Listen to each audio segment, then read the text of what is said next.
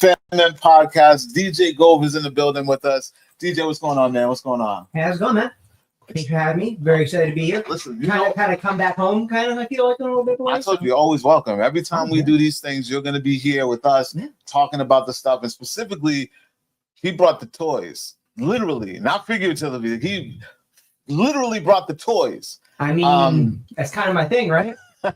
We're going to be talking very spoilerish, not now, but later on today. We're going to be talking extremely spoilerish about Superman, James Gunn's Superman. Unfortunately, Miggs hasn't joined the party yet, so he's not going to be here while we talk Superman later on at the end of the show. But yeah, we're going to get into it. Yeah. We got a lot to talk about. As everybody out there in the world is already talking, we're gonna give our 2 cents. And we're going to talk about it. But, of course, in good fashion, I want to make sure that you guys all know where to find us every week, every Sunday. The Screening Room Podcast, you can find us on YouTube at CritiXtv.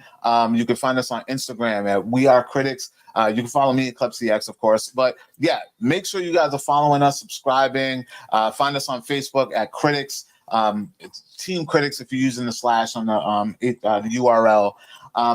So without further ado, let's talk about what are we watching right now, ladies and gentlemen, because at the end of the day, that's what it's all about. What are we watching? Let's put the people on. What are you watching, Miggs? All right, so I've been trying to catch up season 2 of The Sandman on Netflix. Oh, The Sandman. This is one that came out, and I know they're splitting it into part A, part B.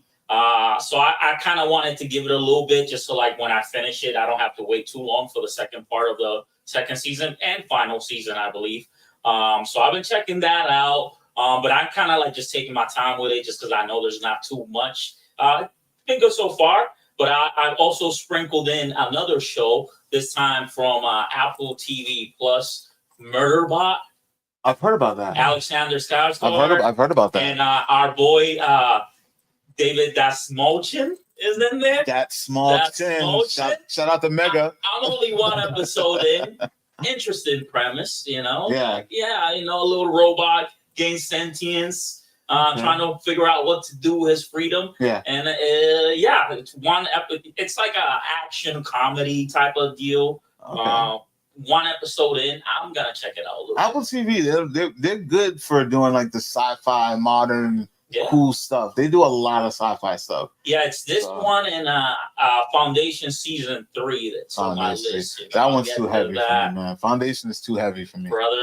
That's the highest heights of sci-fi right there. Yeah, that's beyond Star Trek. That's new age sci-fi. Futuristic. Yeah. DJ, what are you watching right now? Yeah, so it's tough to watch shows for me. I don't have the most spare time, but obviously all the pop culture stuff. Sandman, like Meg said, I'm waiting till it's all there. I'm just gonna sit down, just rip through it. So you liked the first season of that? I loved it. I love that whole story arc. That all the can't we say his name anymore? All the Neil Gaiman stuff I love. So but I'm just gonna wait for it all to be done. I don't want to. I hate when they split stuff. It drives me bonkers. I know. So, but I watched Ironheart because I had to watch it for my show, unfortunately. And then just goofy old people stuff. I'm catch up on the rest of Matlock, the Kathy Bates Matlock. I fucking love that show. Yeah. Sorry to be. No. Okay. Yeah. I'm the curse. And also probably my favorite comedy show that's been on lately is Tires on Netflix. Tires. It's Shane Gillis' show. Shane Gillis, yeah. Just these guys that work at a tire place in Pennsylvania. They hang out and they're just in the tire shop all day selling tires and brake jobs. Scripted? And stuff. Yeah. It's scripted. It's pretty funny.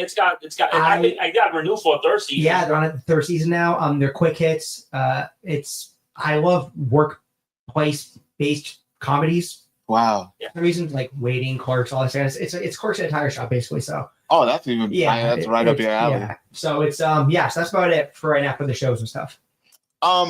So me personally, like you said, it's hard to watch things more. Normally, I'm at a screening, seeing something. I literally had a screening today. This man don't stop. Yeah, listen. Sunday. For y'all. Last minute, right before the show, I'm even surprised that we even got the show on time. I mean, we had a little technical difficulties. We fixed it. I still managed to make it to a Showcase Cinemas. Shout out to Showcase. We love them. They love us. And I saw. You gotta apologize for the intro. It was quiet. Somebody gave me a message. I was looking around. I think I fixed it, and they confirmed. So apologies for the quiet verbal intro from you. Verbal intro from me? Yes, like apparently it wasn't heard. So shout out to one of the listeners out there. Okay. So I wonder how much of it we didn't even hear. No, I think it was just up to the introduction to that's it. Okay. So anyways, I went to go see Smurfs. The Smurfs film. I'm not even gonna lie, I did not want to see this.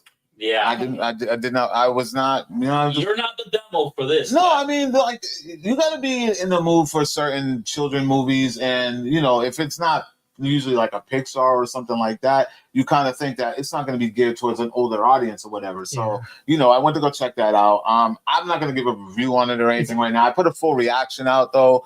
My first initial reaction of what I thought of it. You guys can check that out on my page, ClipCX, and We Are Critics Instagram page, whatever. But I did, however, get something cool while I was there. Okay. Because I like my popcorn buckets. I love my merch. I think you're addicted to it. I love my merch. And Showcase is doing something cool, man. They're giving out, well, not giving out. I mean, you got to purchase these little, like, cute little. Oh, that's cute. It's a drink. Usually they don't have that stuff. Yeah. Well, they do, but not like. Usually they have like the tins. They usually have the shape, like the sippers, like the shape stuff, like the kooky stuff, or the toppers, the stuff with the toppers. Yeah. So yeah, this is I don't know which Smurf. Generic Smurf number 3. A barrel Smurf. Barrel Smurf. There you go.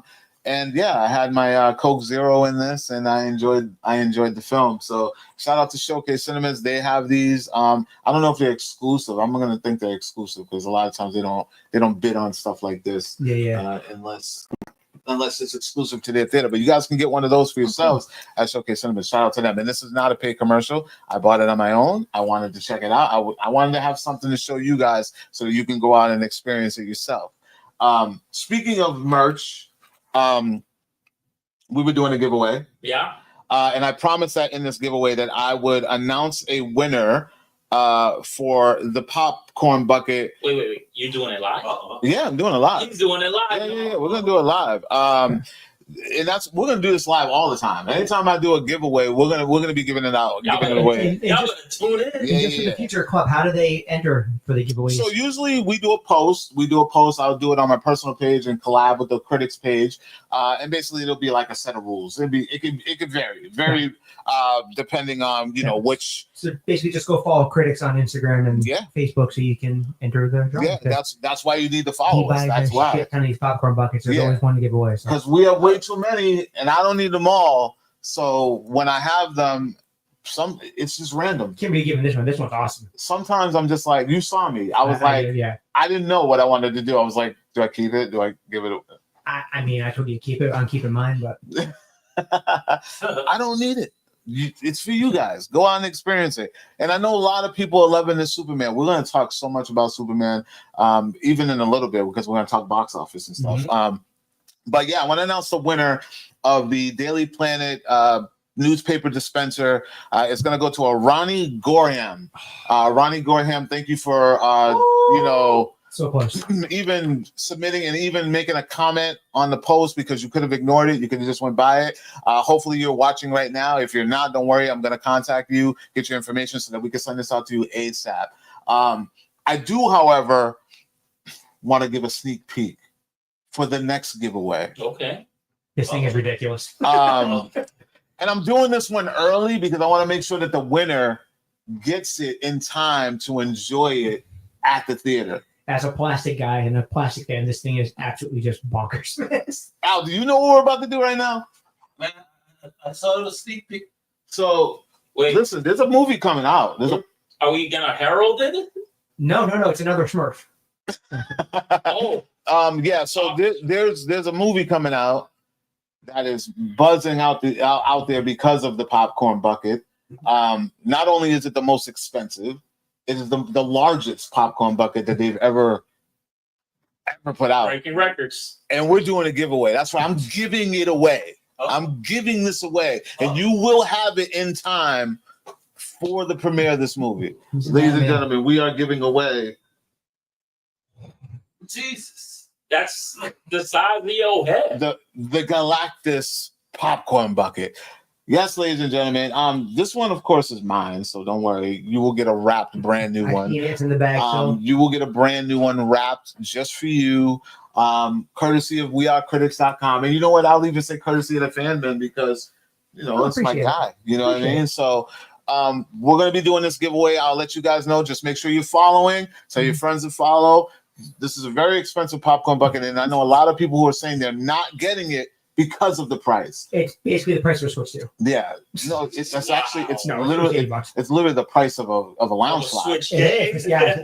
It's the price of a lounge slide. Yeah. Can I point out how frustrating it's going to be as a movie fan to be sitting in the theater with everyone holding this gigantic 5-foot piece of plastic with the wings clanking together trying to eat.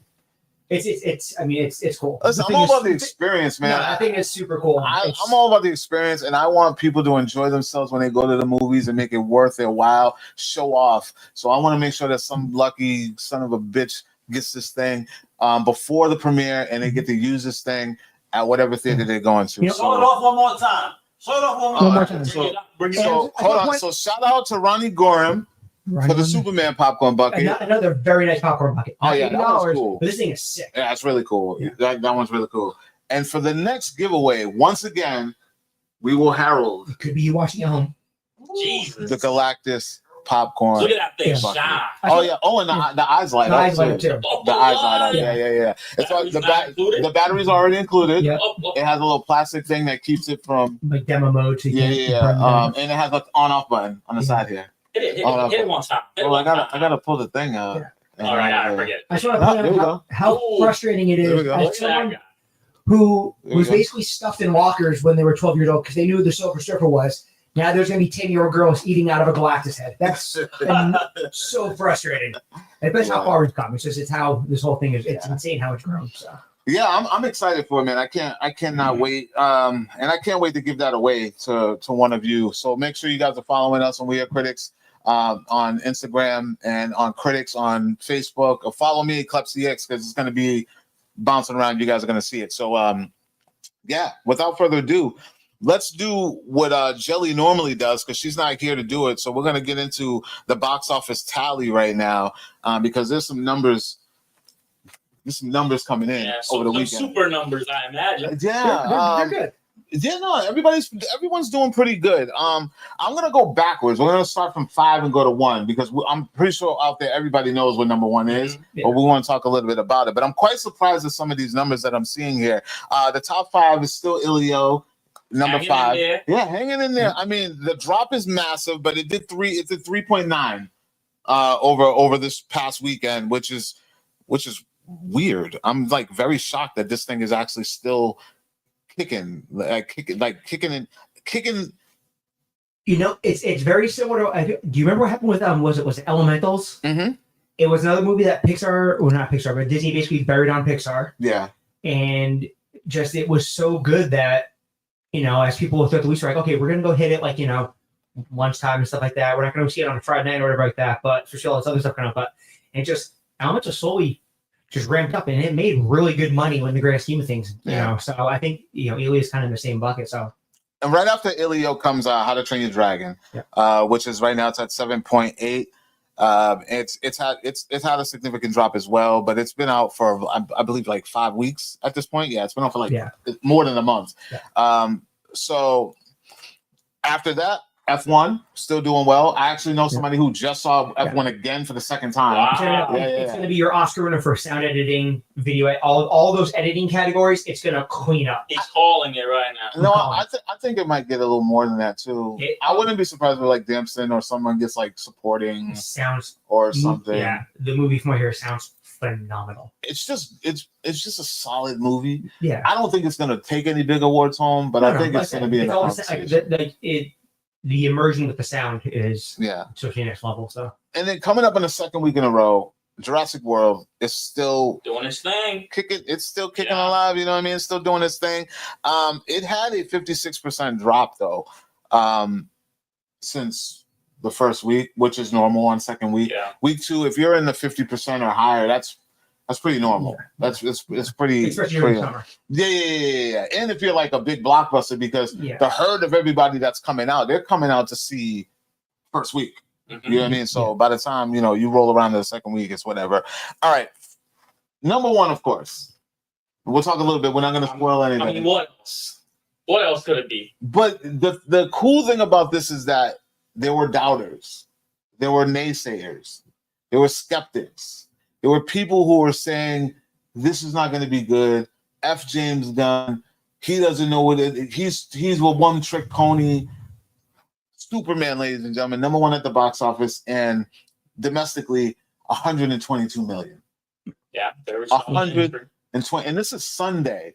We're not counting today. Yeah. This is Thursday, Friday, Saturday. And the cool thing about Thursday is they are counting Thursday in that fan screening on Wednesday. Yeah, which was only one. It was one screening in select theaters. It wasn't everywhere, but hear this out, right? So collectively between Wednesday and Thursday, it did 22 million. Mm-hmm. Wednesday, Thursday. If you subtract Wednesday, it did 19. That's really good. Which is still the highest opening of 2025. Yeah. Second would be, I believe it was Lilo and Stitch. Yeah. Lilo and Stitch was second with 14 million. Yeah.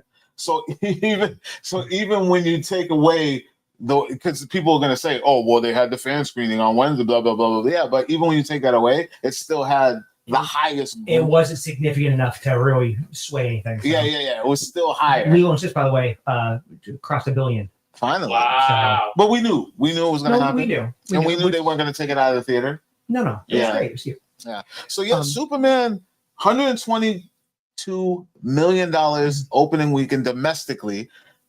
Do you guys know what it did worldwide? Yes, I do. So it did 223 worldwide. Yeah.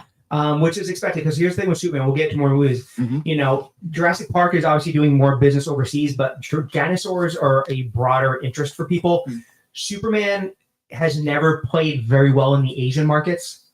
It's just a character they don't care about, it makes sense. It's a classic 1930s very Americanized character. So, so the Asian market isn't big. Whereas like something like Jurassic Park, you might when they do the Fast and Furious movies, China and Japan eat that stuff up. Yeah. But if you don't mind me just pointing something out, so as people were, I made 123, whatever, blah blah blah.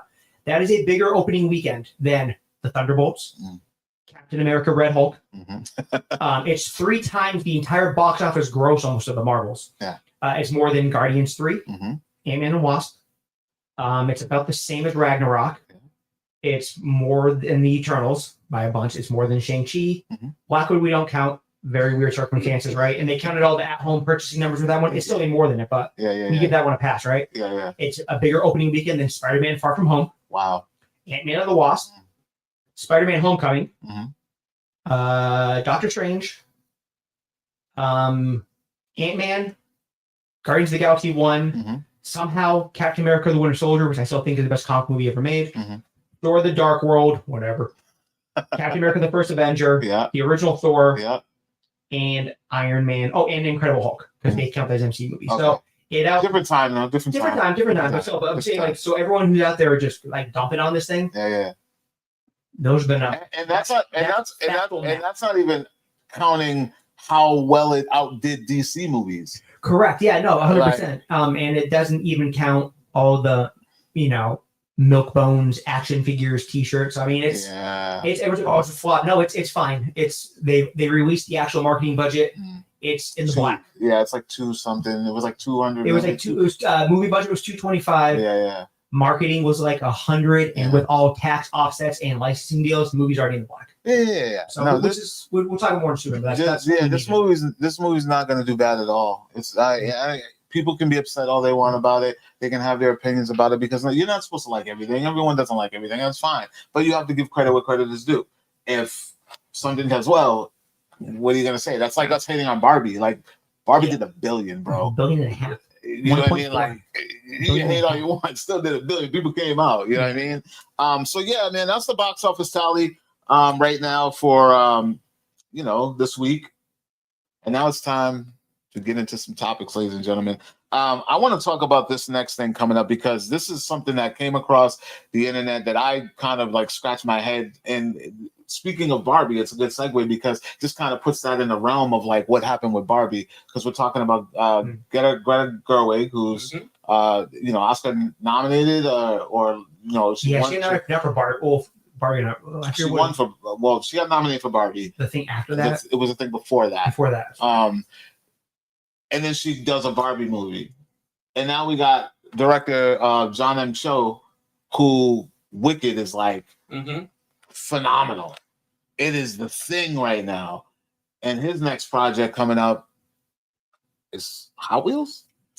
People like money. Yeah, so I see this. I'm getting studio vibes. Yeah, that's exactly what I was gonna say. Like I see this and I think the Kool-Aid movie, right? Oh yeah. And for those who don't know, it was one of the storylines in the Seth Rogen Apple TV show, The Studio, where he's the head of the studio who commissioned a Kool-Aid movie, and it's just such a ridiculous concept. Yeah. But somehow, it ends up like being a big hit. Listen, the best thing about that movie is the casting. Yeah, right. I mean, yeah, and I like how they go about it and all that. But anyways, this Hot Wheels, bro, yeah, it's so obvious. This could be a massive hit by like summer 2027, right? Like we could be talking about these cars like they have personalities or something. Where have we seen that before?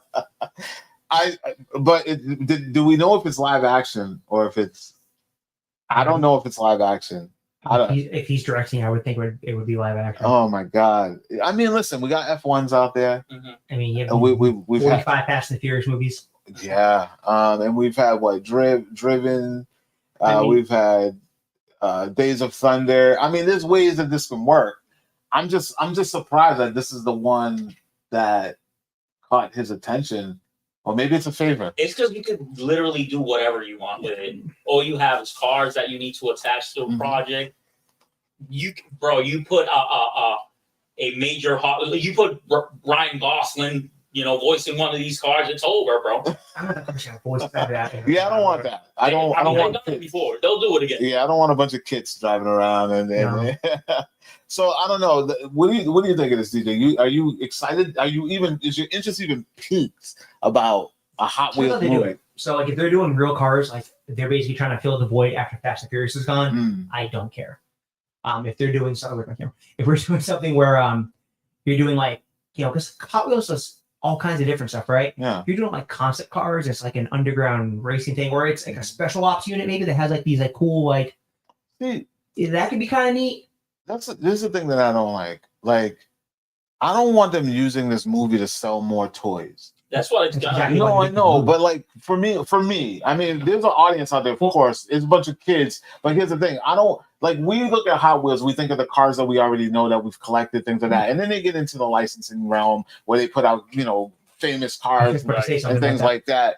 But then it's like, are we going to see cars that we're familiar with, or are they just going to start making up cars? Like crazy cars in this. I think we're going to see the Ready Player One of car movies with this. Yeah. This is what this is going to be. I mean, if you see the Ecto One or something into the trailer, I'll go see it. Yeah. But yeah, I think it depends what they're trying. If they're trying to make like, hey, you're a movie for kids, you're not going to push toy money with Hot Wheels. Because here's the thing, right? Barbie. Yes, there's Barbie dolls. So you had like the Margot Robbie doll and the Ryan Gosling doll, whatever. That didn't really move the needle for Mattel, I don't think, as far as like merchandising. Barbie, like it was the Kenneth hoodies or whatever the hell it was. That's what sold all the money.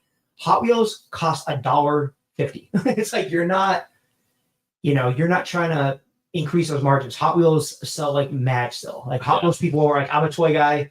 I do collect tons of different toy stuff.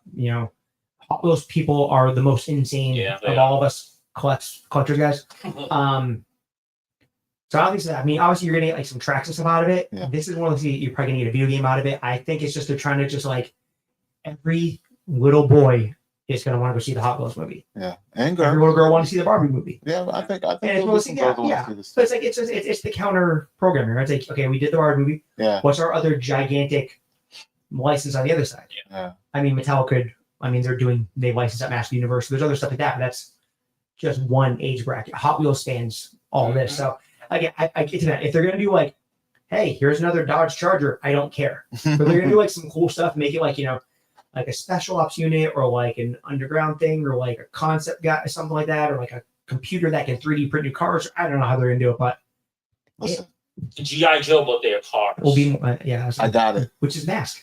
Hot Wheels is going to be the remake to Maximum Overdrive.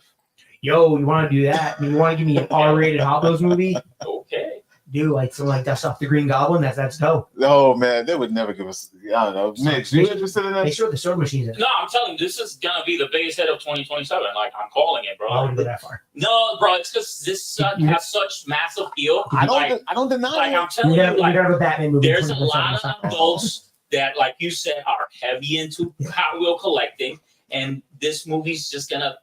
It's for kids. Listen, at the end of the day. I just met a kid who was a kid who was into Hot Wheel collecting. I was at the comic book store. I was at Wonderland Comics, and I was at the register about to buy, and he's coming over talking about his cars, and I'm like, yeah, so you want it? my son used to collect. So whether the movie, My nephew. yeah, whether the interesting movie wings or whatever it ends up looking like when we see trailers, just watch out for this. I'm calling this right now. When you get the Hot Wheels popcorn bucket that has an uncarded gold version, wherever the main character's car is, you can only get inside the popcorn bucket. God help you trying to get a hold of that thing. Yeah, because Hot Wheels people are insane. they are. So that's there's gonna be stuff like that going on. you already got me interested when you said popcorn bucket. That's all it takes these days. So you guys, girls, let us know what you think about the Hot Wheels movie. Jon M, the director of Wicked. We got Wicked 2 coming out. That's going to be massive. Let us know. Are you even interested in this? Is this even piquing your interest? Drop a comment below. Let us know. So let's talk more directors, right? So we have another sequel that's on the way.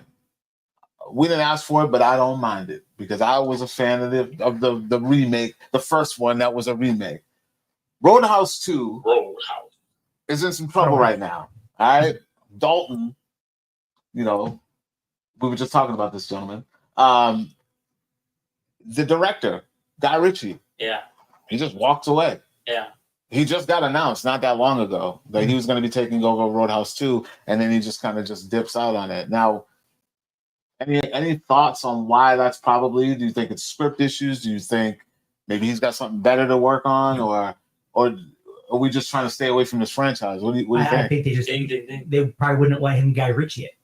What do you mean? This is probably the most Guy Ritchie property you could have. Maybe they wanted to put it in England or something. Yeah, He's like, supposed to move to a London club. Yeah. Mate. No, I mean I think it's those things. It's it's whatever Amazon, right? Whatever Amazon's paying or whatever. Yeah. Maybe he got an opportunity to do something that's going to get a theatrical run. I don't know. I mean, it's that could be it because remember they didn't fight for the first one to get a theatrical. There's no back end on an Amazon movie. And I really think that the first one could have did the theater. I really think that the first one could have did the theater. It was good enough for it. Yeah. Especially it's like it being like probably like a sleeper because it was well received, even with the Conor McGregor March or something, right? Like it would have hit the theater when there was nothing else going on. People were like, "Oh, Joe and all that with shirt unbuttoned. Okay, let's go check it out." Yeah, no, I thought that this was a worthy film of something that just you would have went to the theater, you would have checked it out, you would have been like, "Yeah, it was good." You word of mouth probably would have picked up. Would have been fine. Yeah, and the fact that they're even doing a sequel speaks volumes. So you guys are going with you think that Guy Ritchie's probably not involved because creative differences. Yeah. Maybe they don't want to go to the theater with it. Yeah. I think if anything, it should be a theater or theatrical. Yeah, because I think too is at this point. Like I'm a big Guy Ritchie fan. Like even like his crazy Robin Hood movie and his King Arthur movie, he did all this stuff, and they're all Guy Ritchie movies. Like everything is basically just lock stock. It's lock stock with a sword, lock stock with a bow and arrow. Yeah. This one would have been lock stock with a bottle of beer, and they probably just wouldn't let him do it his way. And he's a guy who has enough pull, and he doesn't have to do it if it's not going to be his way. So probably it's a creative difference this time. I did enjoy the remake of Roadhouse, but I wasn't looking to get a sequel out of it. So when it got announced, it was confusing, and now it's just like, of course, this man wants nothing to do with this. I mean, as long as they keep doing it, I kind of don't mind the whole like Dalton's kind of doing like the Bill Bixby Incredible Hulk thing. Just one I don't mind it. It's kind of like a way to do it. It's like an American James Bond kind of thing. It just kind of goes off to adventure to adventure. What I was thinking was like because they changed so much of the remake when they did it. Like we thought we were going to get the Double Deuce. We didn't even get the Double Deuce Club. It was a different club. They didn't even call it the same thing. So he already fixed that one. Yeah. So what I'm thinking is that the sequel should have been him going to the Double Deuce. Going back to it. Yeah. Or like, you know what I mean? Like I just felt like there's still room for this character to grow. People love a hero or loner that just comes in and whoop up bad guys. We love Reacher for that. You know what I mean? And that's my point. Like I was thinking that it's like we already have a Reacher. What are we doing here?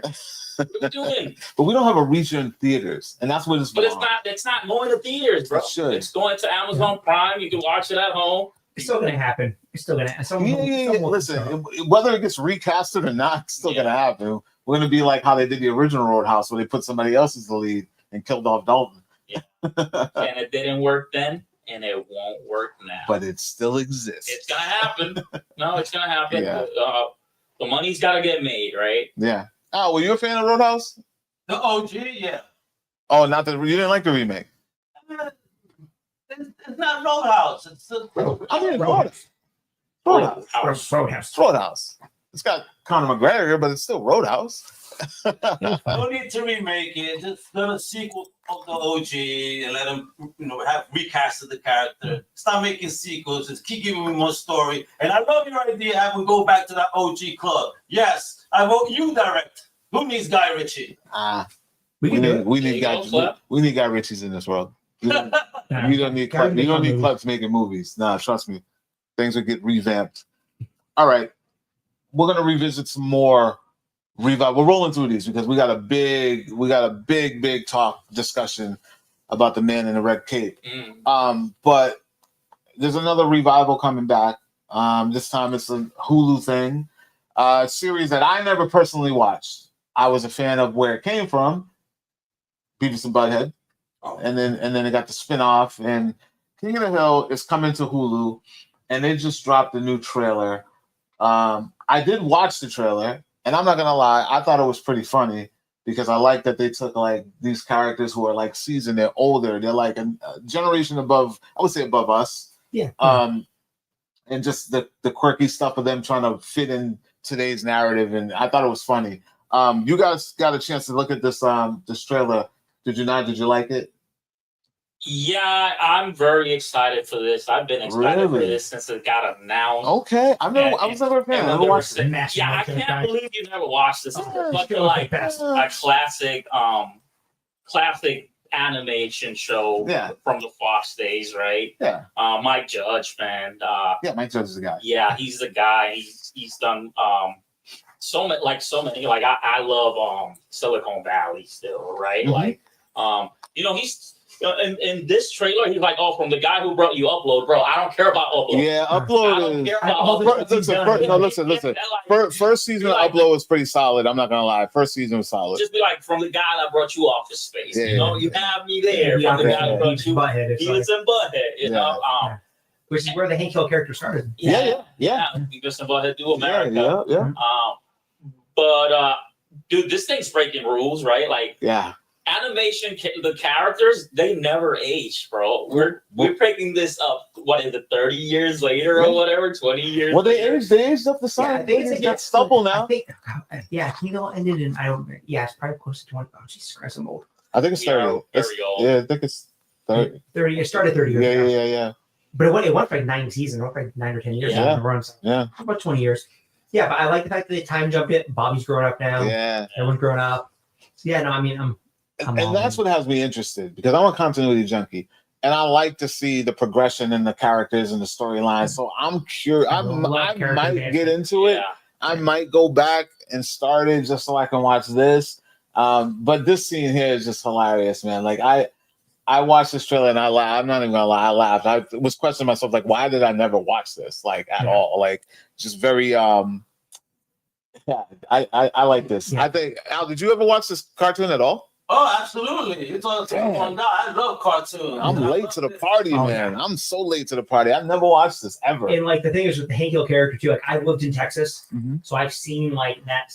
It's a very common sensibility down there. So like it's the show's. I mean, the show's brilliant. So I can't wait to see it keep going. So yeah, I was a bit apprehensive just because I know some of the voice actors have passed away over the years. But what was it? One, and then the second one. Yeah, Howard passed away, and then Dale. And recently, John Redcorn, I believe. That's right. Right? Yeah. He got. That was horrible. Yeah, no, we got a little teaser, you know, some of these characters, the new voice actors, and I thought they were doing great, man. Like it sounds like Dale, sounds like Boomhauer. I'm into it, man. I've been waiting for a while to see this, and I think Hulu's got themselves a hit with this one. Right. Wow. Maybe we'll sell some subscriptions. I'm turning mine back on for it. Yeah, I think I might. Oh wow.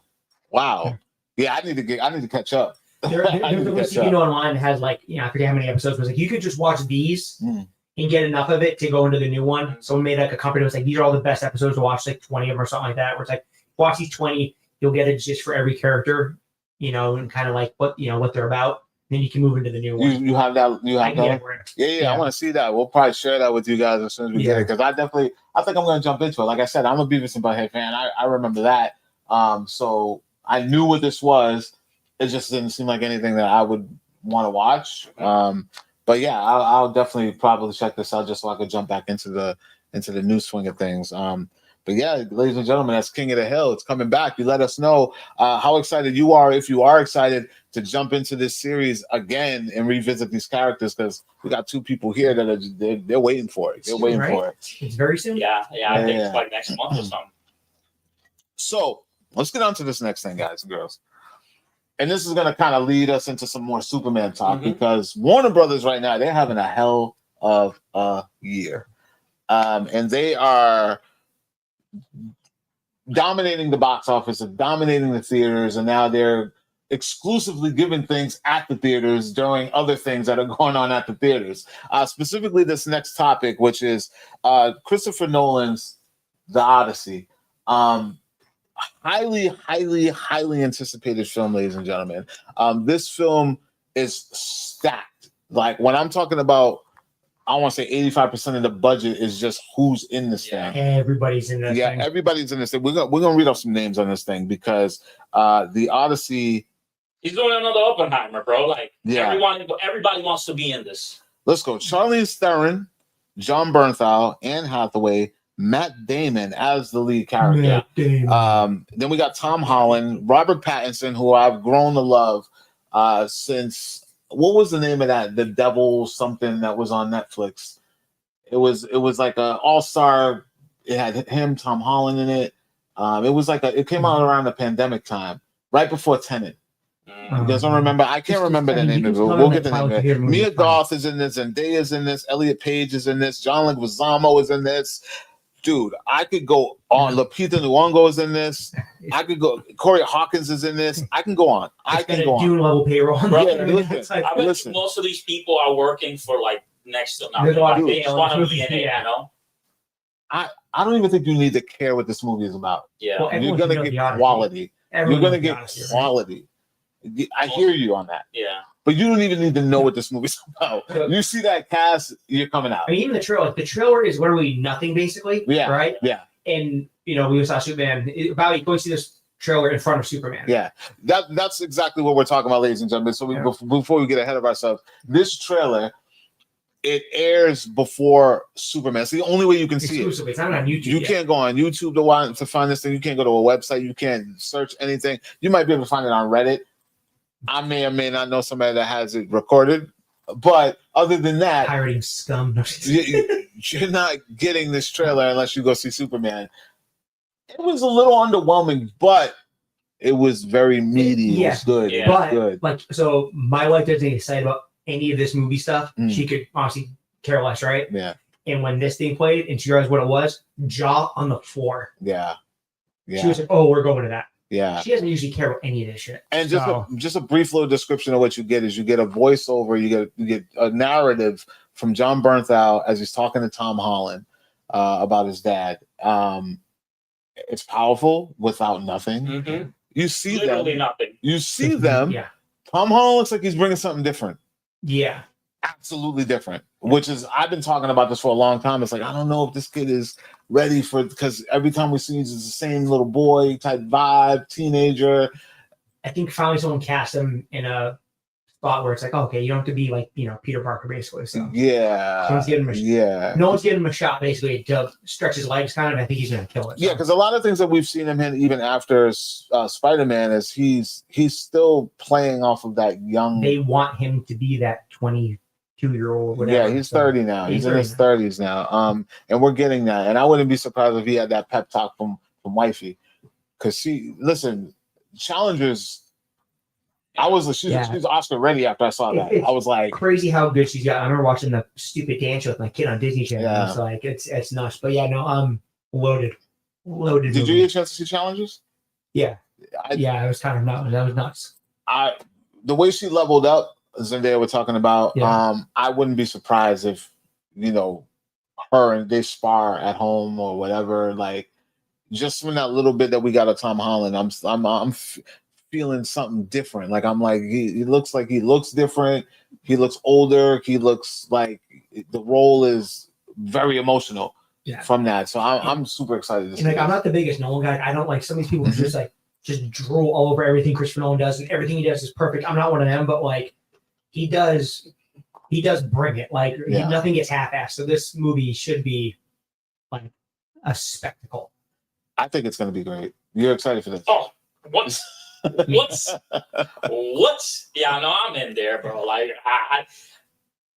okay, so we were talking about this on the group chat, and I was raving about how this is how you need to do trailers, right? Like, you know nothing, less is more. Yet you know what you need to know. Like the cast itself, it's amazing.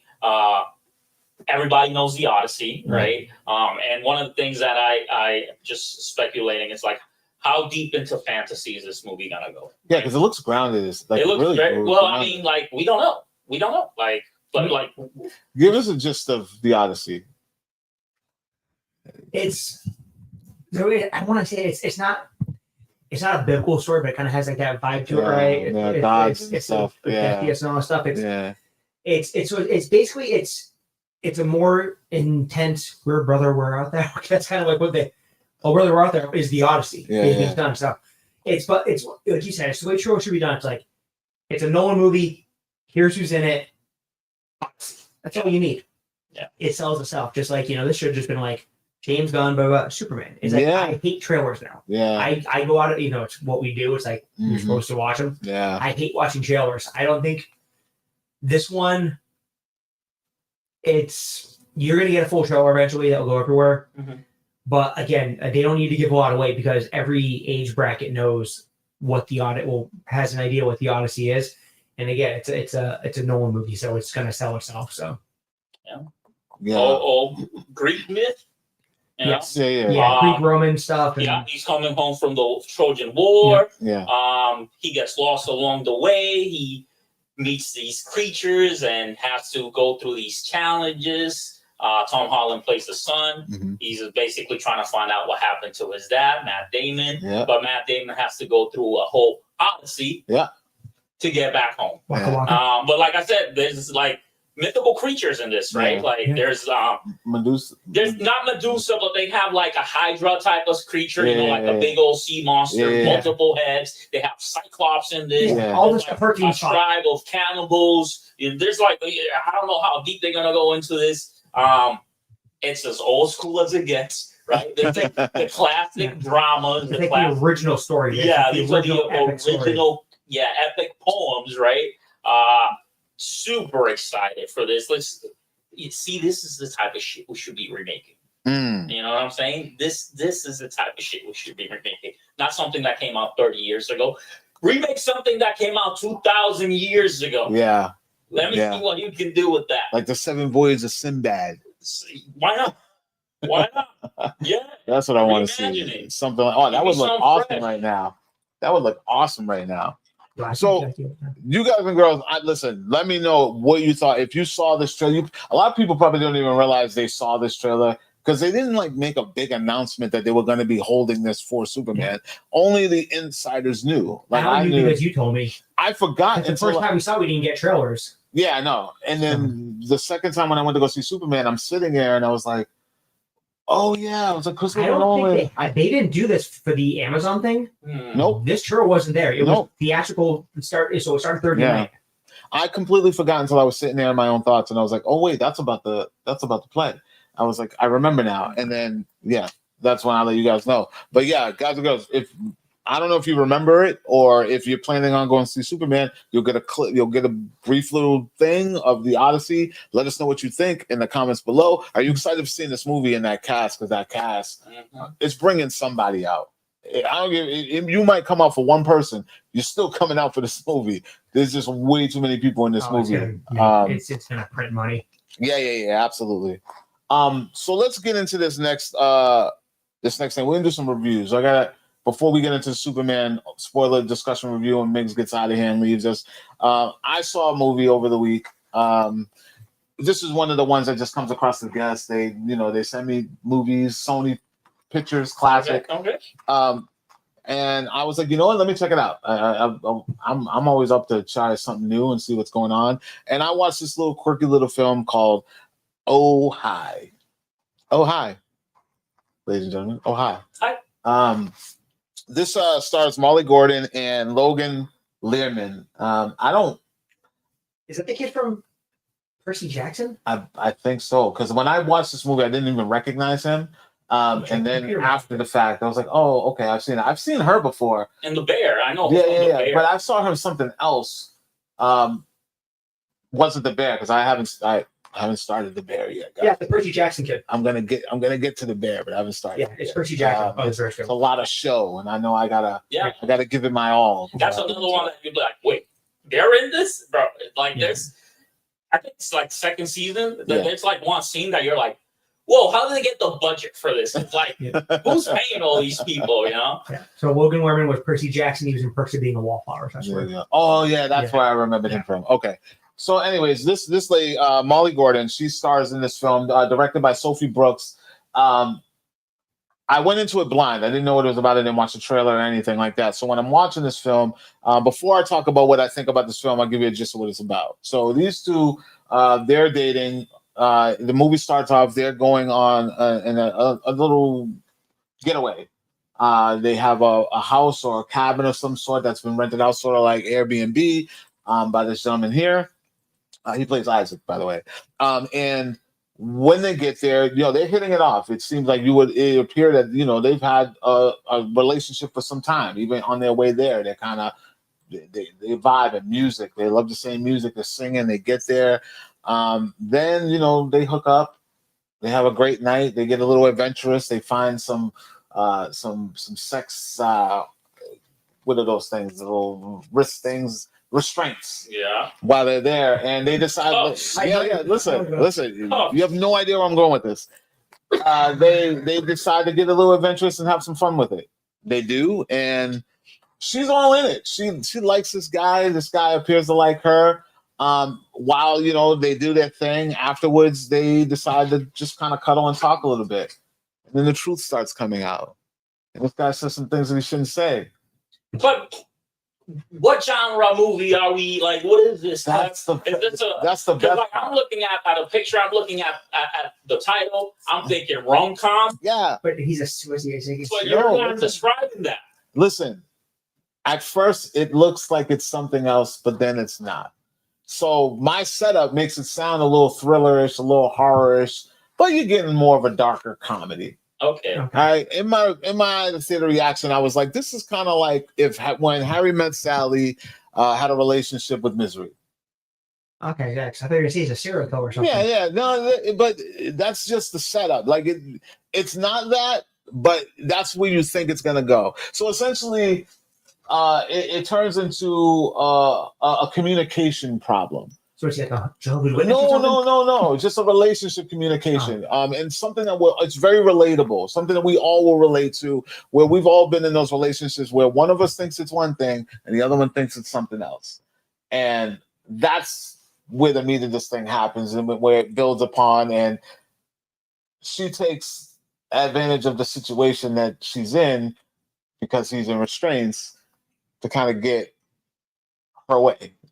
And it's light, it's not dark, it's dark in a way, but it's not gory, it's not a horror, but it's a very thought-provoking tale what I would say about communication and transparency and emotional accountability, that kind of thing.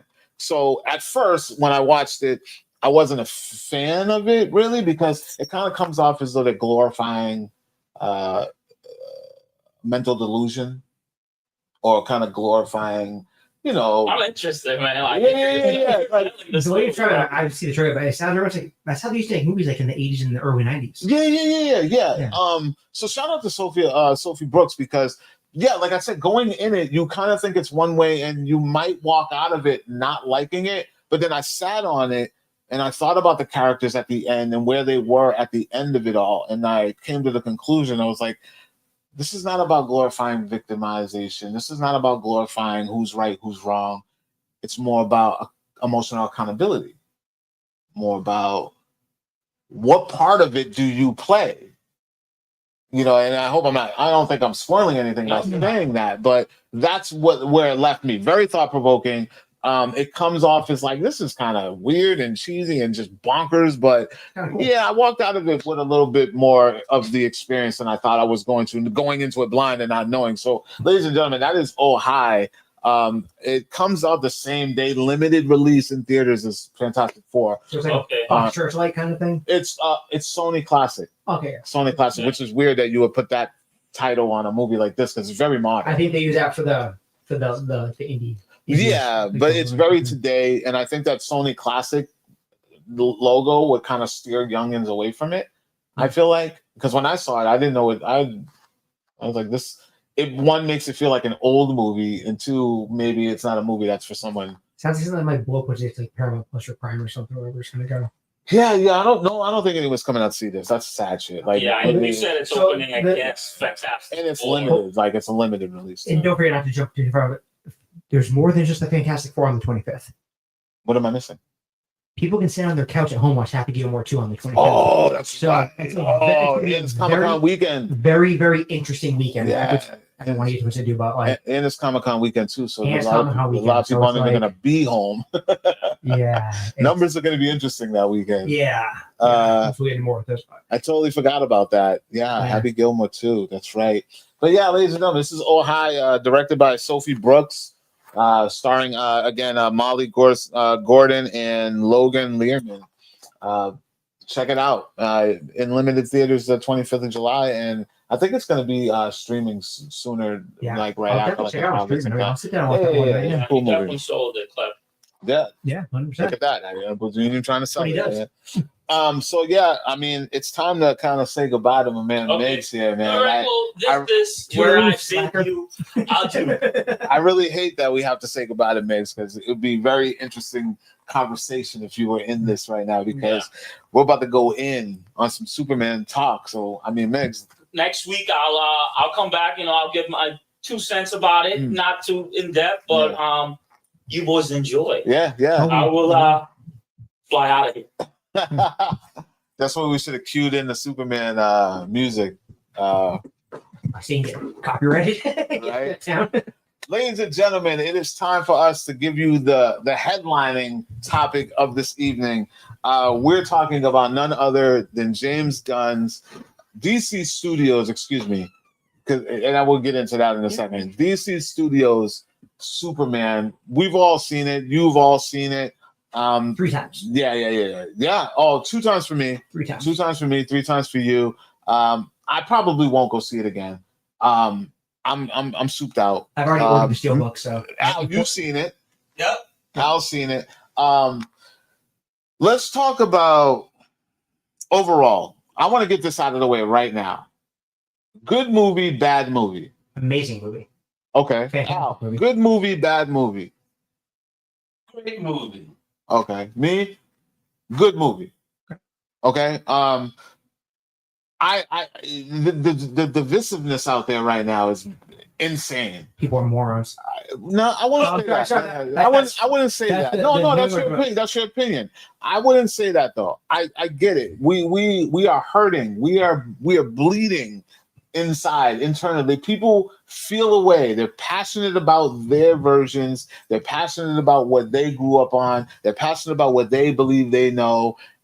And it's hard sometimes. It's just hard to get on the same page as other people. But in saying that, it exists. It does. It exists. It's here. Everyone's allowed their own opinion. Yes, it exists. But the reasons people are pulling out are ridiculous. And I just shut that off because I know how I feel about the movie. Like I'm gonna say that I think it's a good movie.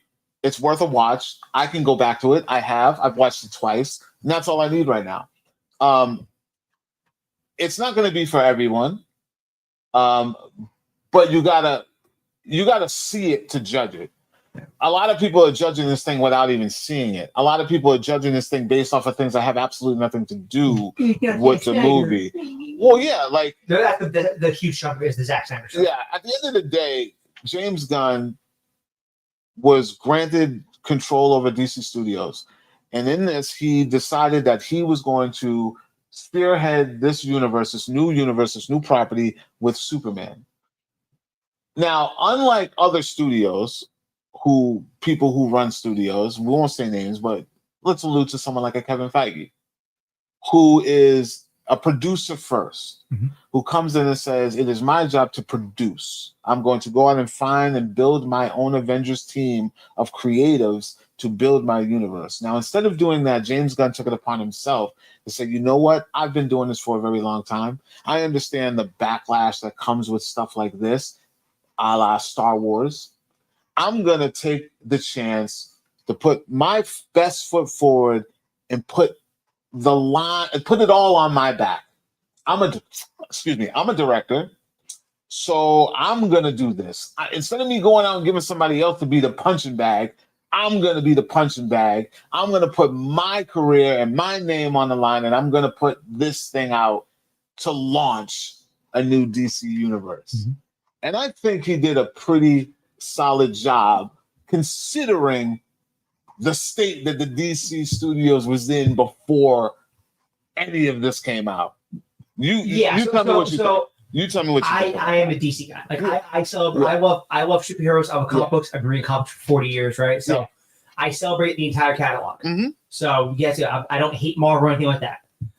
I think a lot of people in this world, I shouldn't say this. So there's always comic book fans, right? There's always that, but there's also newer superhero fans that came in with the MCU and the Big Bang Theory and things like that when all this stuff became cool, right? Because for a while, like you would get the hell kicked out of you for liking this stuff. Yeah. So a lot of people have this thing, I kind of call it MCU brain rot, where they're so think that the way MCU structured their movies, good, bad, or otherwise, is the way everything has to be, and it doesn't. People forget that, over the course of the 20 years, that 75% of the Marvel movies are actually horrible movies, but they moved the carrot down the road to give you Avengers Assemble, and then you just didn't care because you got that 30 seconds, and it was an amazing 30 seconds. I still cry when I see the clip on Facebook. It was probably the best movie experience of my life was watching that Endgame movie. Yeah. But a lot of the stuff before that was just not good. People forget that. But that's your opinion. Which is my opinion. Yep, 100%. Yeah. Yes, everything here is the opinion of DJ and only DJ. Yeah. The way they decided to structure this stuff is that he's gonna make, people have seen the shuttle crash, they've seen the baby lift the truck, right? We've done all this action comic stuff, right? We're just gonna jump into it. All these characters exist. Everyone's around, right? There's no more origins, there's no more crime alley, there's no more none of this stuff, right? And that threw some people off. Like I have a friend who was bringing her son. She's like, "Hey, my son, I think he's like 5 or 6. Can I bring him?" She's like, "Yeah, just bring him. Just go on like Loop or whatever and watch the This Is Who Clark or Superman and Lex Luthor." Just so he has an idea, right? Because they're not going to go over all that intro stuff. And James Gunn, he obviously Guardians of the Galaxy, right? If you didn't know James Gunn before Guardians of the Galaxy, he's always done the weird stuff. Go watch Slither, one of the craziest movies you've ever seen, right? Yeah. So I'm sure he probably didn't want to start with Superman. And Creature Commandos came out first, right? But I think in the world he's created, where you have everyone already there, you have to put the biggest chess piece on the board. You can't go off and have a Batman movie without knowing that Superman's around, or a Hawkgirl movie, or Metamorph, any of these other weird characters. The ones I hope to get, Swamp Thing, all the stuff. Superman has to be front and center. So it is a different structure than what people are used to. That being said,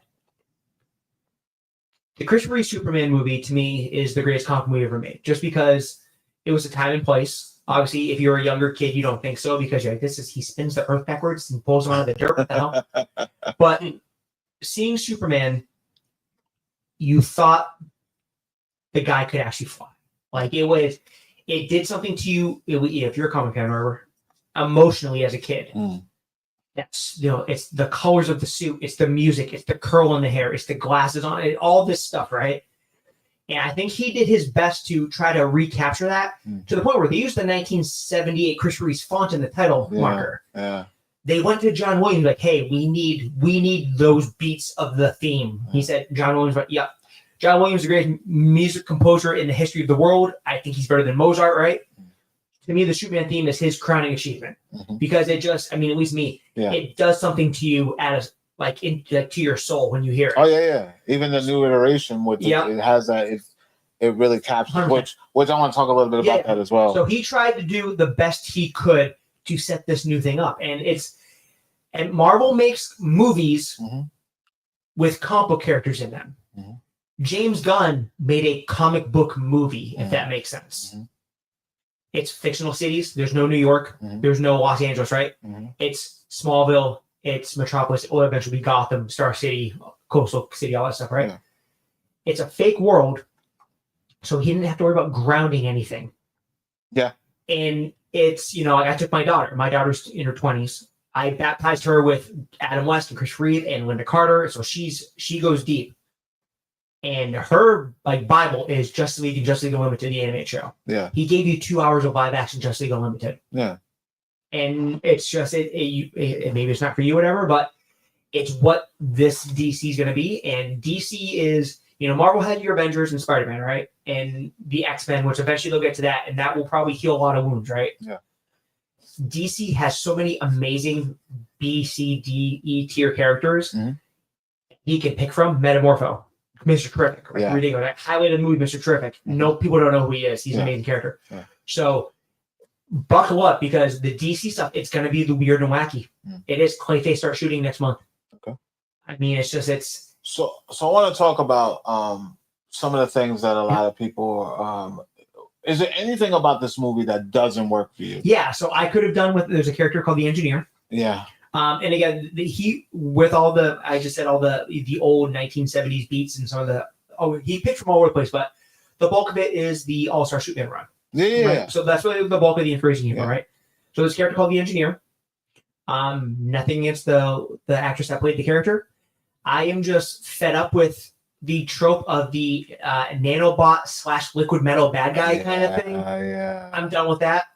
Also, I could have done the way they did Hawkgirl. The temperament and the attitude is a little different than what I'm used to. I guess, you know, Hawkgirl can die and reincarnate, so there's always different versions and stuff, which is fine. The Scream kind of threw me out of it, even though my kid reminded me the Scream is canon, but they could have changed that part. Yeah. But yeah, so Hawkgirl I wasn't a fan of, and I was not a fan of the Engineer. Those are my two biggest gripes. Yeah. And we'll get into more. I have thoughts of every other character. So I just want to let everybody know we're going to get very, very spoilers. Very talking about this film, just to kind of just get a conversation going and break things down. Because there are a lot of people out there that are praising this thing and they are loving this thing. There's a lot going on. Yeah, and that you might not know about. Someone like DJ, you're okay with it. You love it. You think that it's been laid out the way it needs to be laid out. That's fine. My man Al, he's fine with it as well. He thinks it's a great movie. Me, I'm more the mild one. I don't hate this movie. I can watch this movie. It is watchable. It is a great film. I probably won't do more than twice. I'm ready for the next thing. And here's where I'm coming from. Yep. This movie's good, but it's nothing we haven't seen before. And this is why I get a little confused with the way that people are taking it so to heart, whether they like it or they don't like it. Because, again, superhero movies have been coming out for a very long time. There's only one or two ways to make a person fly.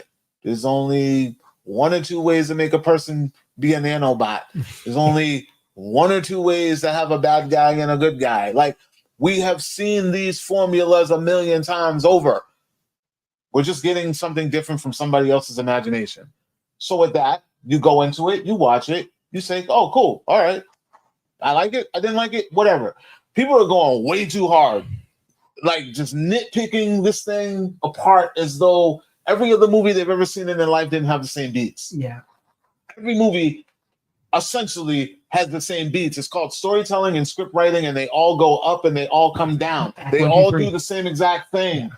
We need to cut it out with the nitpicking, people. You either liked a character or you didn't like the character and you move on. There's no reason to be going back and forth and fighting one another on the internet, trying to make somebody see your point, make me see your point. Because no, at the end of the day, yeah, I had a great experience. I had a good experience enough to take my ass out and see this a second time.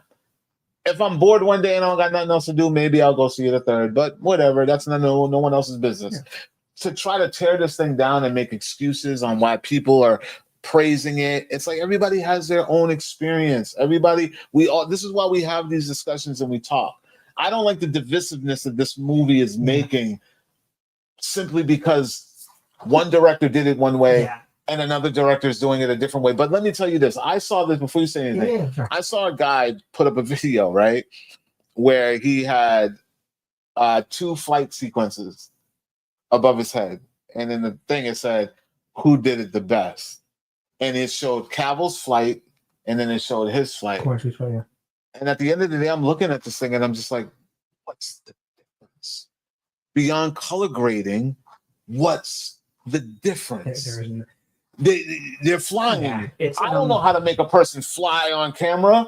Do you know how to make a person fly on camera? Even on people actually flying at the speed of sound. So at the end of the day, it all looks good. They all look amazing because they're making a person look like they're flying. You give me that effect for a day and I'm cloud chasing on the internet. Trust me, I'm going to make every picture video I own, make it look like I'm flying. Yeah, so it's crazy. And you brought up the Cavill thing. So get this out of the way before people hear me. So I love Henry Cavill, like in almost basically in everything he does, right? Like I watched the man take a bath on Netflix. All in, right? Loved Man of Steel. Yeah. A lot of stuff that Zack Snyder did when he was in charge of the stuff worked out. Wonder Woman 1 was a spectacular movie. Yeah. Wonder Woman was great. To me, Ben Affleck is the best Batman. Me, same. The warehouse scene in I'll take Affleck's Batman, but I really love Nolan's uniform. Oh, that's cool. Yeah, no worries. The warehouse scene when he rescues Martha Kent and it might be the outside of Avengers Assemble and Cap pick up the hammer. Yeah. Might be the best 5 minutes of comic movie we've ever had in our lives, right? Yeah, so there's a lot of good things. I agree. Well, people don't like it. I think Watchmen is one of the most, not even common, one of those breathtakingly shot movies I've ever seen in my life, right? Yeah. So I have nothing against Zack Snyder. Me neither. So I staged some Star Wars. That was horrible. I don't have anything against a lot of that unfortunately happened during a time when the Warner Bros. Company was, there were people jumping in and out, there was mergers, it was structurally a mess. And people got in the way and the thing fell apart. And unfortunately, it happened. It ran its course. You can't go back into that well. You have to start over again. You can't. So that being said, much I love Henry Cavill, I never read a book where Superman snapped a guy's neck. It wasn't very. Superman is all about hope and cheese and just kids and all. It's just what he is, right? He's the Boy Scout. Yeah. And Corn Sweet is an amazing freaking Superman. Yeah, he's good. He's voice. Superman. It's the voice for me. It's the voice. Yeah, no. In the time, and it's just we work. If you want to go character by character, we can. But yeah, we should. Okay, so let's go Superman. So he did an amazing job, right? So let's end the James Gunn stuff. Okay. Yeah. I want to say this just in defense. And like I said, you are allowed to feel whatever you want to feel, but this is not that serious. It's a great movie. A lot of people are hung up on the fact that James Gunn remade a franchise. He's rebooting a franchise. I would argue and say that he didn't reboot just the franchise. He also rebooted the fan base. He's creating a world. He's rebooting the fan base. Yes. We have aged out of the fantastical. Yeah. We have been reading these books and following these characters for 40, 50 to 100 years. And guess what? There are a lot of people who grew up on Christopher Reeves. Yeah. There are a lot of people who grew up on Henry Cavill. And now some people grew up on Tom Welling. Yes. Now they're going to grow up on Corn Sweat. and I mean, obviously, there's no plans for it, but I have grandkids one day, and I would be very happy if David Cornfield is their Superman. Man, and that's all you can hope for. So the big bulk of it is there is a side release, especially a hardcore DC guy. I mean, it's oh, it was good. Yeah, and that's part of the whole thing. But again, Gunn does weird stuff, and Superman had to be on the board. And there's gonna be a lot of there's a kaiju in this thing. There's something that makes no sense. Yeah. It makes no sense now. Yeah. We can get to the parts. Some people, so first off, the people are oh, they brought us politics. There's no politics in this movie. Yeah, I mean, I don't nothing, understand where that's nothing, coming from. nothing that, you know what it is? I feel like it's relatable substance, which is, that's art. Every movie has it. That's like calling 24, one of my favorite television shows ever, woke. Is 24 woke? Because the whole thing takes place about the government and everything that's going on behind. Is it woke? It's all fictional countries. I'm just saying, there's a little bit of that in everything. That would be like Enemy of the State. It's woke. Yeah. Enemy of the State's woke. You know, White House. What? White House down. It's woke. Exactly. Yeah. So it's like eventually to the point where, I mean, if they had, you know, I won't get into it. Like, if they had done some other stuff with some of these, you could have said that, but like, whatever. It's just, no, I get it. It's relatable. It's relatable content.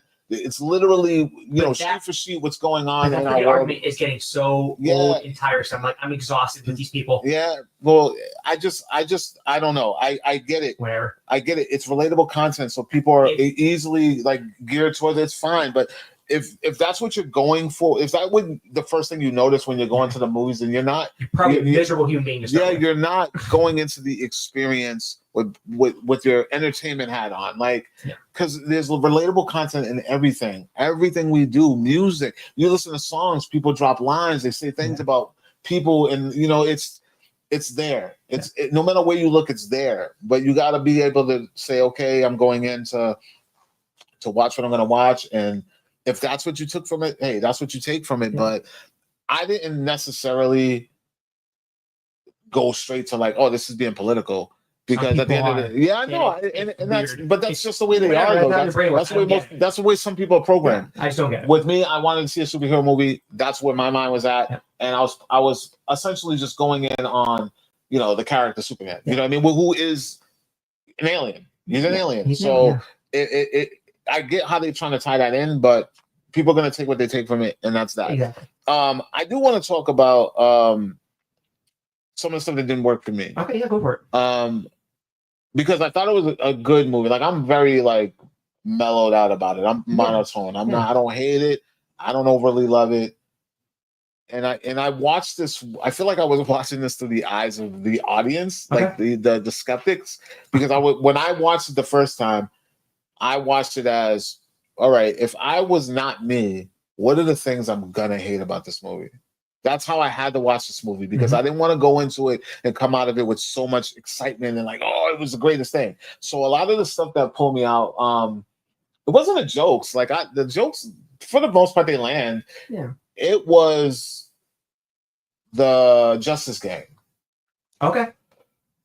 Everything I love about this movie is the more grounded stuff, like, because I understand he's dropping us into this universe. He wants us to kind of get the feel of what the DC universe is going to be like going forth, which is like, this stuff is going on. And the best representation of that scene for me was when he was talking to Lois and the little glowing thing was outside, and they were handling it while he was just doing his thing. You know, like, it was like, all right, so Superman doesn't always have to be at more than one place at the same time. Things are just happening.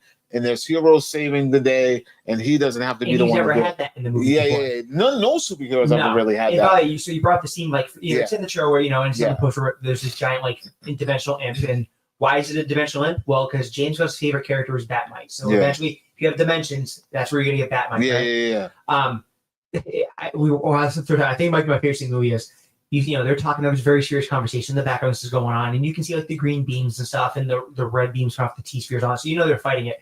Also, there's just like a giant green wiffle ball bat comes up, and it's like boing, boing, boing. And I just laugh my ass off. I'm a Green Lantern's my favorite character. So just seeing the constructs crack me up. Yeah, so, you know, the Justice Gang for me was just a little much, as far as like, it would pull me out of the seriousness a little bit. I love the Lex dynamic. I love the Daily Planet dynamic. I would even go as far as saying I could do a Daily Planet series. Oh, yeah. If you just gave me the Daily Planet with not so much without heroes, but like kind of like how they were trying to do that Vanessa Hudgens show. Powerless. Great show. Powerless. Agents Shieldish. Like, they made me love those characters so much and what they were bringing to the table, that I completely go for just the Daily Planet series. Like kind of like the newsroom, but it's all the stuff that's happening in the superhero world. Yeah. Because then they can explore the reals of journalism. Like I wanted to know why Lois is as good as she is. It doesn't always have to be fantastical. It doesn't always have to be. Of course, they'll throw some of that stuff in there. You can take some of the stuff going around. Some of these C-list, villains like Gotham. Yeah. But like, good. That's a yeah. But yeah, that movie made me love the Daily Planet that much. Yeah. Go ahead. You brought up the Justice Gang. So I think that was mainly just to say, like, he was just he wanted to remind you, there's other characters in this world. We're not doing Batman yet, right? So like, there's other guys like Batman and Superman. There's a Lantern show coming with the Lanterns everyone wants to see. Guy Gardner's the worst Green Lantern. I thought the character was great. Yeah. Nathan Fillion is amazing, right? Yeah. I think he's dead. I think he's gonna die. Maybe. Yeah. I think we'll see. Yeah. We'll see. But again, he's an asshole, right? And he played it well. But I had some problems with the Hawkgirl stuff. Whatever they put her on the board, it's cool. This trip for a lot of people sold the movie. A great character. People go, give his own movie now. To pump the brakes, calm down. He worked so well because he was in it, doing what he was doing. I don't even think he was that great for me.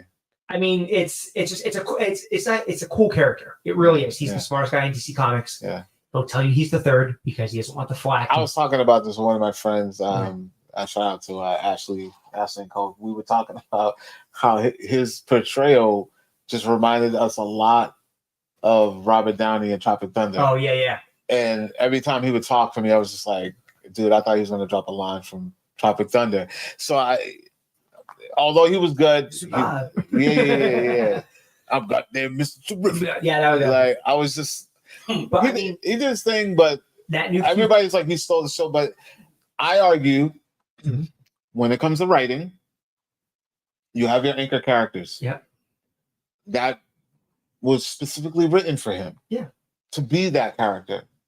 So. Yeah, although he's delivering the character and he's being the character, to me, it's like, he's only stealing the scenes that he was given. Yeah, no. He's stealing the scenes that he was given. Why was I heard you why was he even there? Well, because there's a couple of things. So I don't feel that about him. I feel that about So first up, the Just King thing was kind of cool. It was amazing seeing the Hall of Justice. Yeah, that was the first time. If everyone does know the Hall of Justice, like from the cartoon and the toys, it's a natural building. Yeah.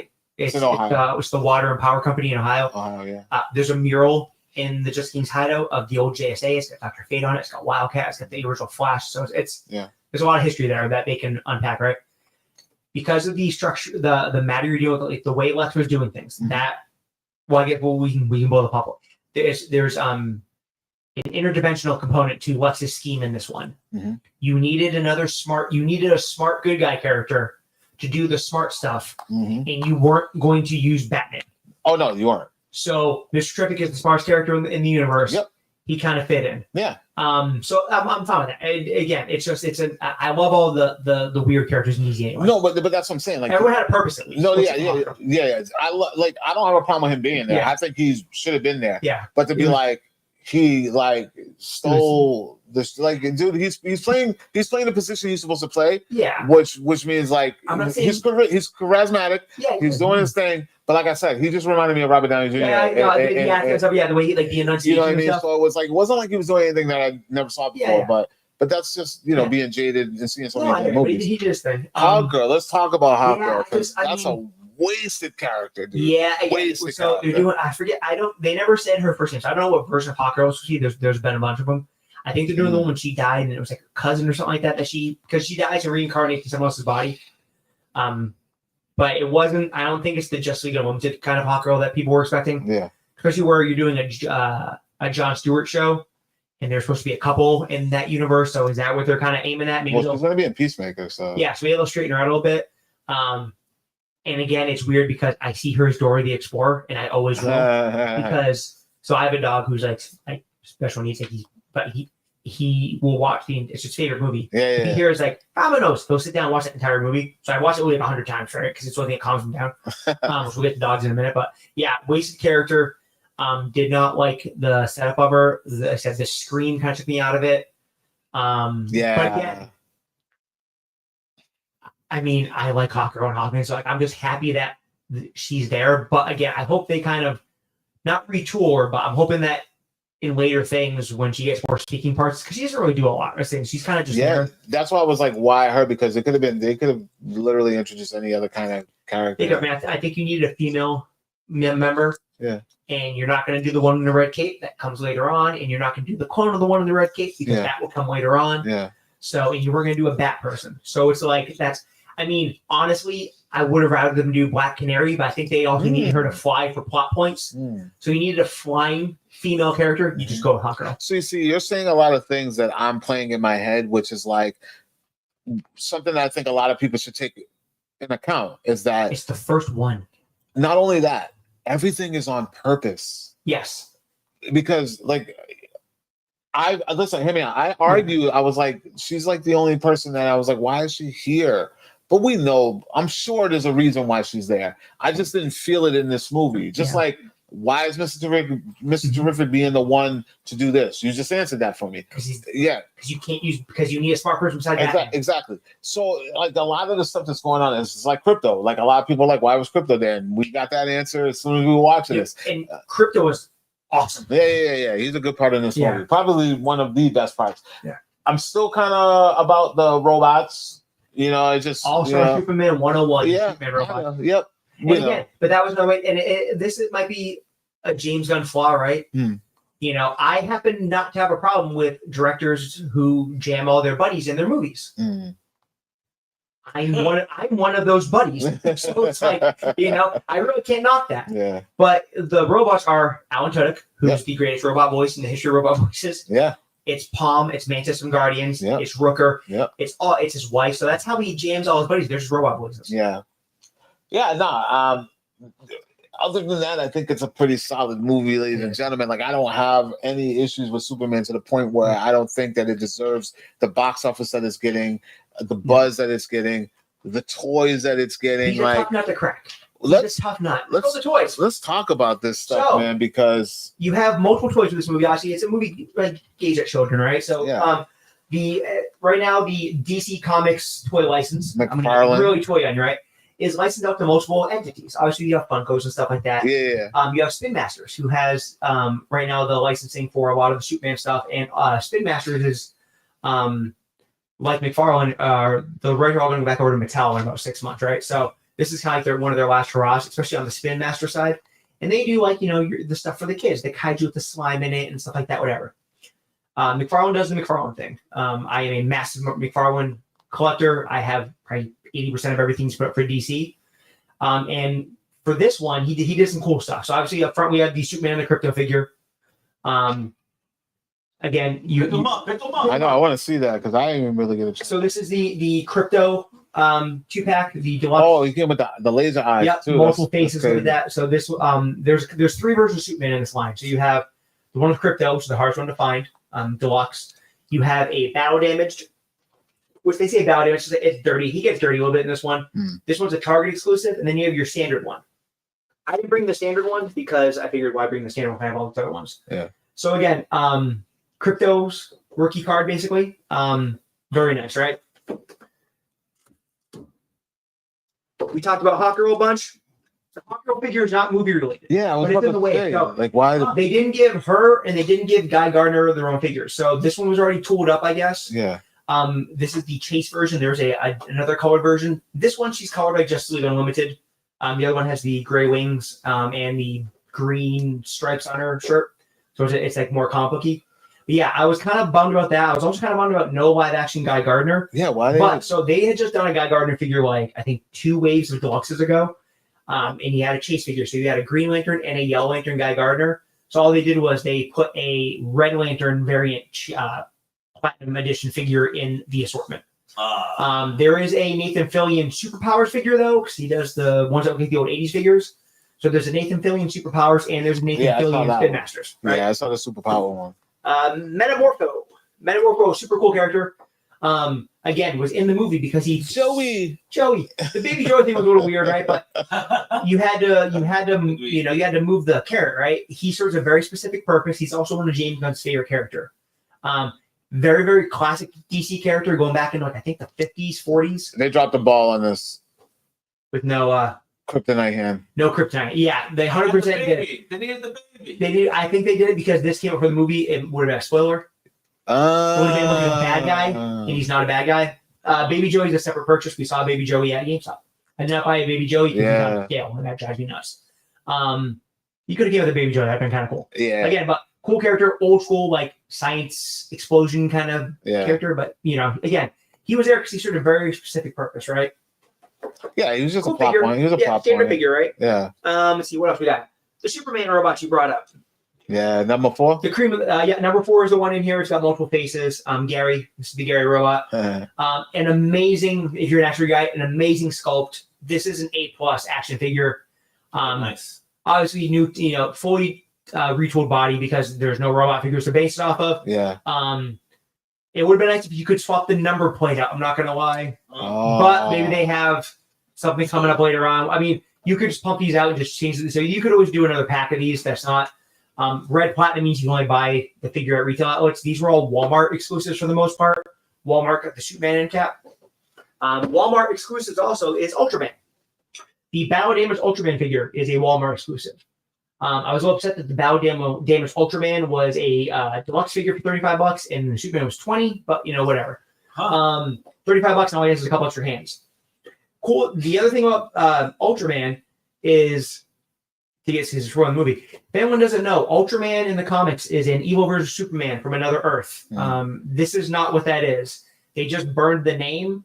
They also burned the message from the parents. That's Ultraman's message, that the second half that they recover, quote unquote, which I still think people are mad about that. I still think you're going to find that the big part of the movie is Lex trying to discredit Superman, right? It's the Lex scheme of the week. It's the way it was in the books. Yeah. I think you're going to find out that message was actually junk because he's used somehow. I think they kind of alluded to that. They were like it was Doctor. But it doesn't do. It's a more message thing where it's like it's not what you were supposed to do. It's how you do it. Yeah. But Ultraman, the cool thing about Ultraman, again, it's not really Ultraman. If anyone doesn't know, this isn't confirmed, but I'm giving you my Ultraman is Bizarro, ladies and gentlemen. Yeah. It's a clone of Superman using the same technology from the Oscar-nominated Quest for Peace Superman form. but then they kind of gave him Superboy's origin. Yeah, so it's the hair clone. But they say right there is that he's dumber than you. Yeah. And we've seen that in the pocket dimension with a little kryptonite. Superman's skin shrivels up and all that stuff and gets damaged. So, the pocket dimension thing, which I think is going to be in a substitute for the Phantom Zone in this universe, kind of. But he will come back blue. Yeah, he is Bizarro. Yeah. I don't care what anyone says. He's Bizarro. Yeah, he'll be back. Lex, my favorite character in the entire movie. Yeah, I'm gonna go. He's 1A. I think Lois Lane was also been spectacular. Yeah. She is your. So I love Margot Kidder. I had the opportunity to talk with her back before she passed away. She's a lovely woman. I still hear her voice in my head when I read comic books. Again, 78. She had the accent. Yep, she had the enunciation and the way they did that she drinks coffee, but she hates it. And so all that stuff. They didn't do the smoking part because it's not the 70s anymore, but it was like Margot Kidder masked with the animated series Lois Lane. Yeah. To the point where at the end she's got the purple cardigan on. It's dude, when I ever heard her talking and she used the accent, I was like, wow. And she sounded just like her. What makes Superman is always you have two linchpins to Superman. You have Lois Lane that gives him a reason to do what he does and keeps him kind of grounded, and then you have Lex that drives him, with evil stuff. And they nail both that. But the Lex Luthor figure, Nicholas Holt's first action figure, I believe, because they didn't do X-Men First Class figures. And they sure as hell didn't do Renfield figures, right? So comes with the baby kaiju. Again, way more than just the mold paint Ultraman came from. But again, great figure. It's a shame he doesn't do cons and stuff like that. So I would love to get this thing tagged up. I do have a bunch of Simon McFarlane toys. Hey, never say never, man. Never say never. Never say never. Rhode Island Con does bust out some good stuff. So I mean, any of this cast, obviously I would love to meet Corn Sweet. That'd be amazing. I love you calling Corn Sweet. It's Corn Sweat. He's that good. He's that good at it. Corn Sweet. He's sweet. Sweet corn.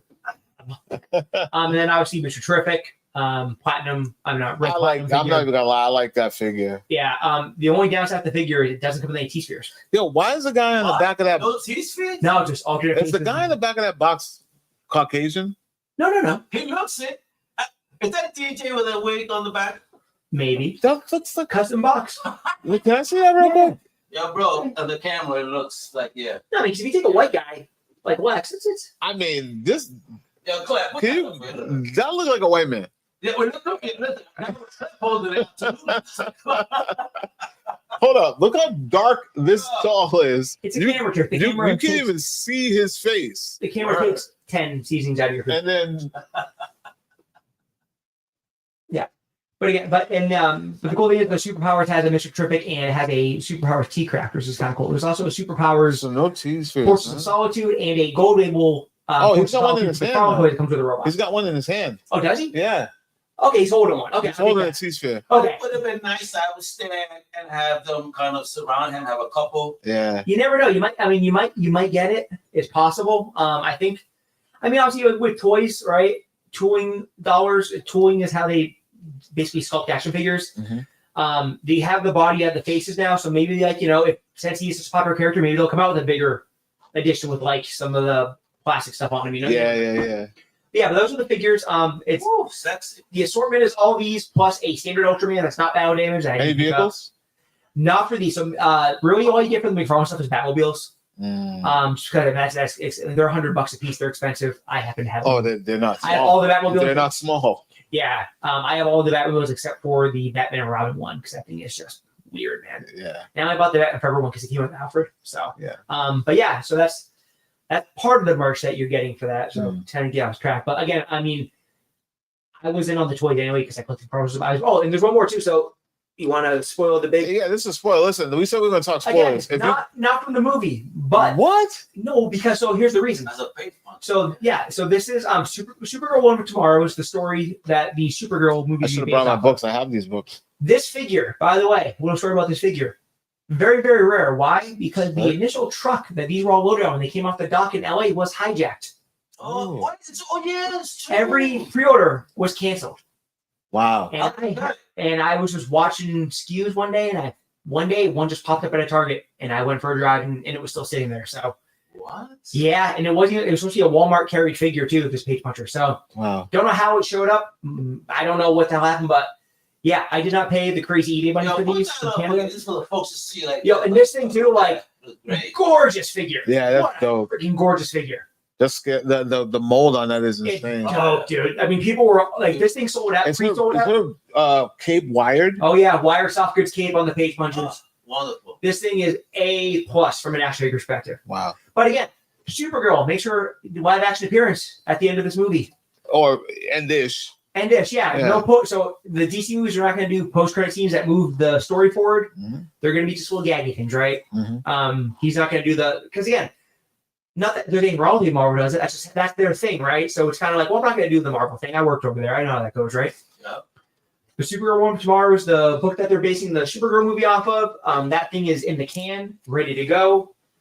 And no, I'm excited for. Like I said, just to wrap things up on this film.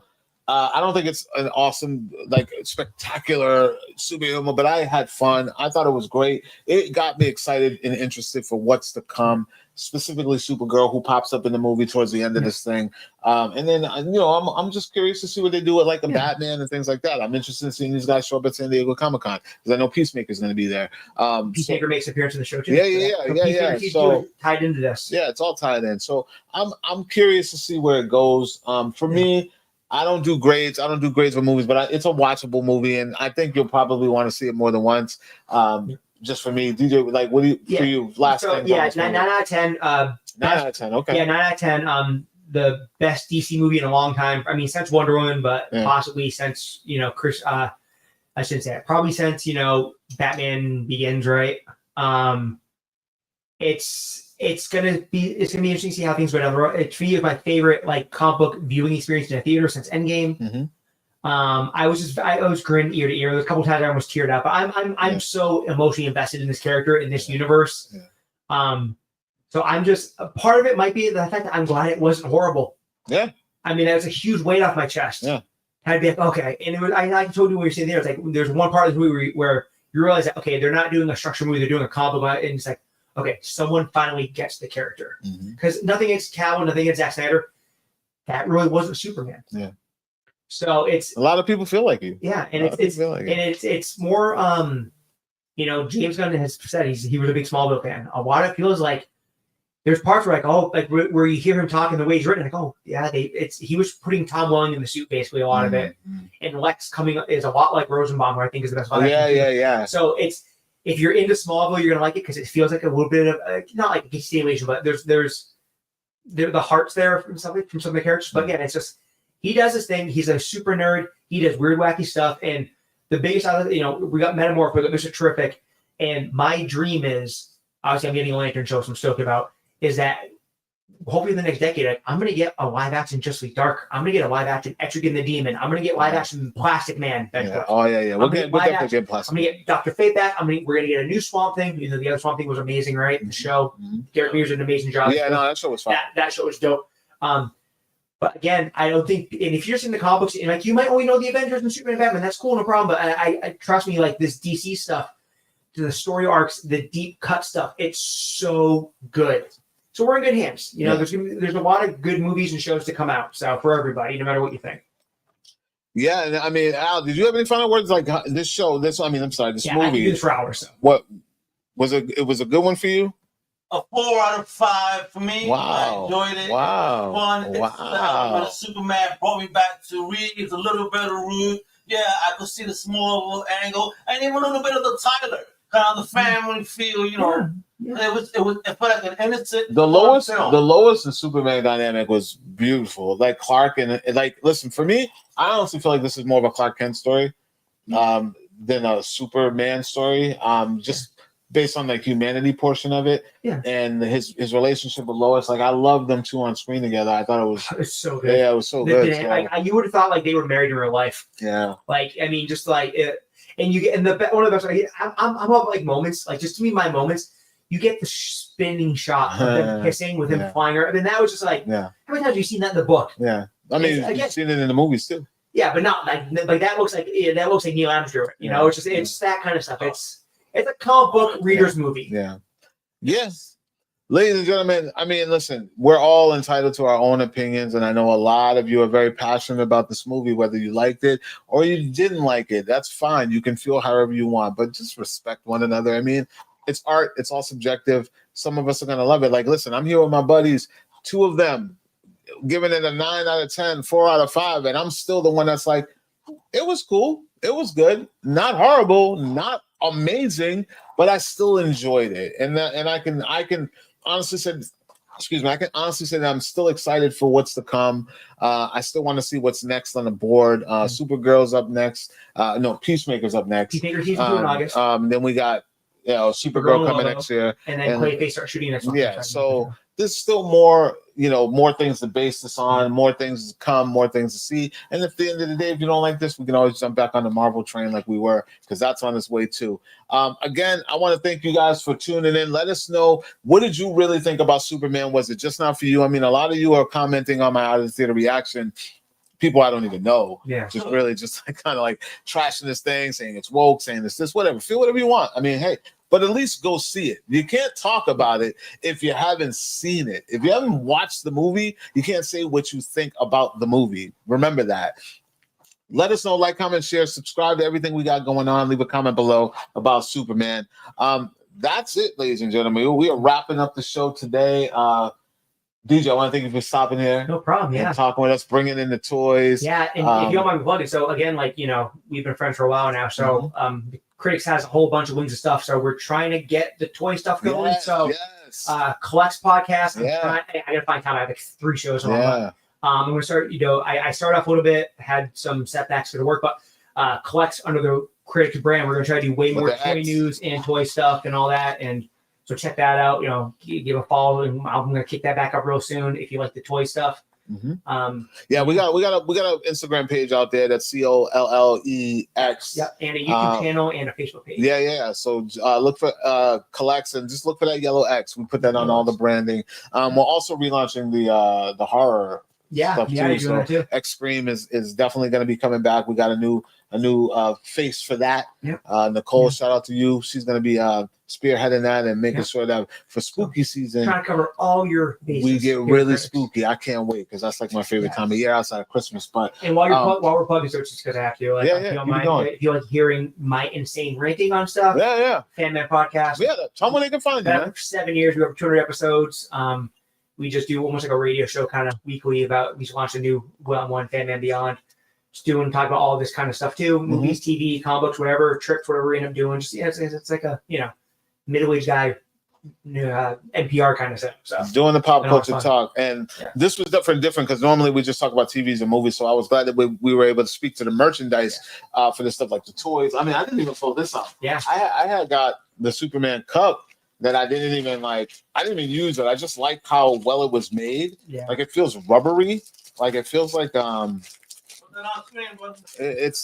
this is cool. It's got a cape on it. And that was the AMC cup, right? Yeah, I got this one. I had the Regal cups. They had the Lex and Superman topper on them.